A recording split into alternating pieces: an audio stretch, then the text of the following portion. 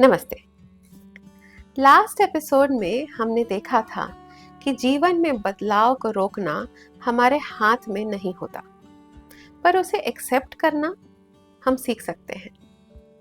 हमें ये भी समझ आया कि हम जीवन के साथ चलना शुरू कर देते हैं, तब अंदर थोड़ी सी शांति आने लगती है।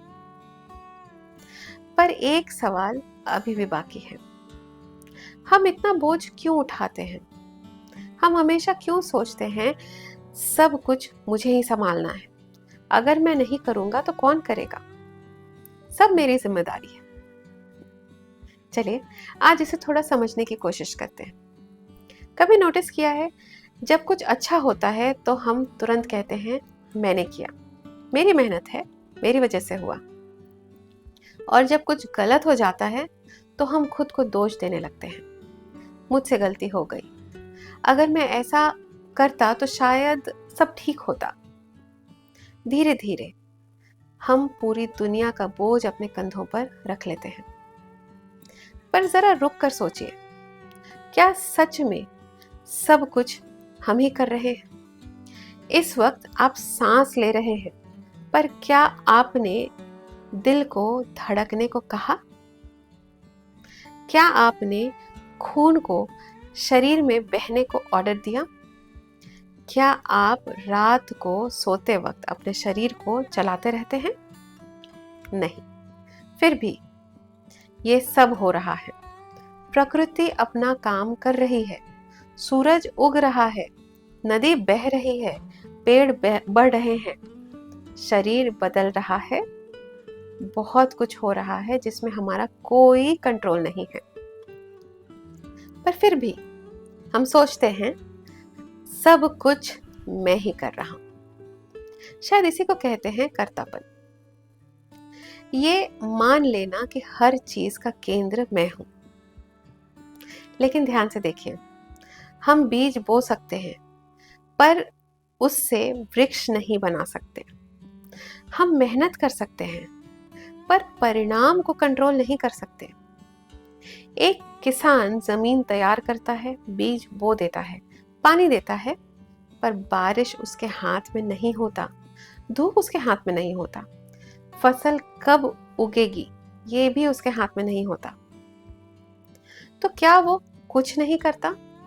नहीं, वो अपना कर्तव्य करता है, पर खुद को सब कुछ का कर्ता नहीं मानता। शायद हमारी सबसे बड़ी थकान का कारण काम नहीं होता, ये होता है कि हम हर चीज को कंट्रोल करना चाहते हैं। हम कर्ता बनना चाहते हैं।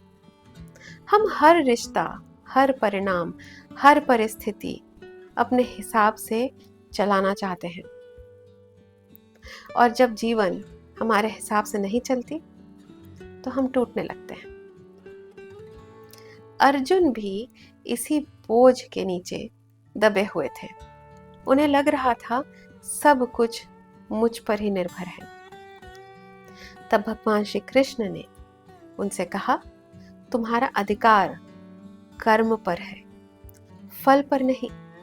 उन्होंने अर्जुन को युद्ध से भागना नहीं सिखाया, उन्होंने बस इतना समझाया कि तुम माध्यम हो, पूरे ब्रह्मांड के कर्ता नहीं।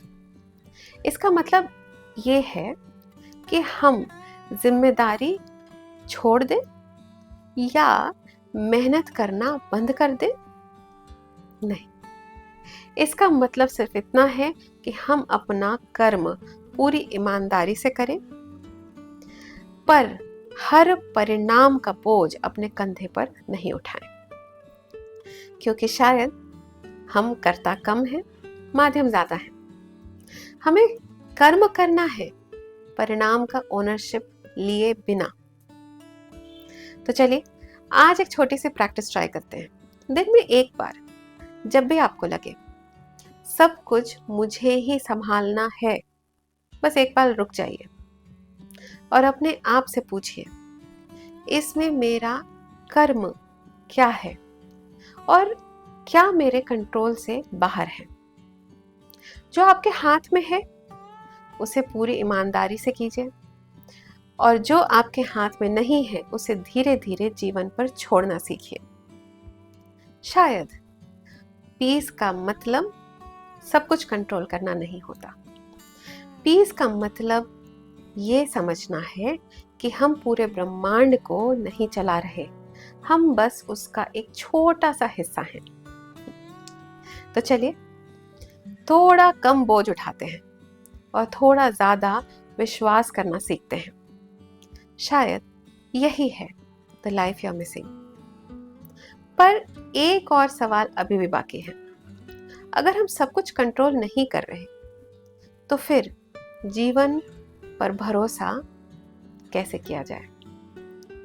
अगले एपिसोड में हम समर्पण को समझने की कोशिश करेंगे। नमस्ते।